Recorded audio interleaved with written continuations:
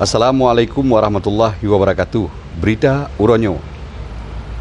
Cukup gura laju, pun depu. Seminggu yang kau likut 60 lehero darah baru Bansigom Aceh di Aula Man Insan Cendikia ini. Oleh ji pengui ngendiet Bantanyu kah nalintu. Rupaji 60 lehero darah baru nyan nakeh model darah baru tengah ji ikut lomba pengui darah baru yang dipegot oleh Lembaga Kursus dengan Pelatihan Nurai Bridal Kuta Binjai, Aceh Timur. Acara lomba pengui dengan seminar pengui darah baru Bansigom Aceh nyan nakeh sabuh acara untuk menjaga adat dengan budaya Aceh dan untuk bersabuh talo silaturahim seluruh urang pengui darah baru atau mua Bansigom Aceh. Lagi gemudutu oleh Direktur LKP Nurai Bridal Kuta Binjai, Cut Syarifah Nur Aini di bak Freelance News dalam bahasa Indonesia. Tujuan perlombaan hari ini kita untuk menggali perias-perias Aceh yang banyak sekarang, yang beraneka ragam, anak-anak muda sekarang yang bagaimana tampilnya yang profesional dan berkembang.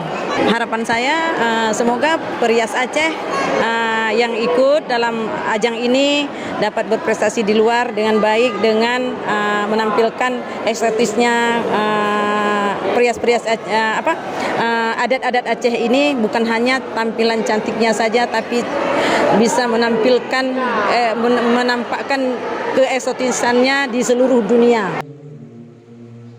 Gopnyan kepegah lom yang ikut lombanyan nakeh Bansigom Aceh. Kita disponsori oleh Ines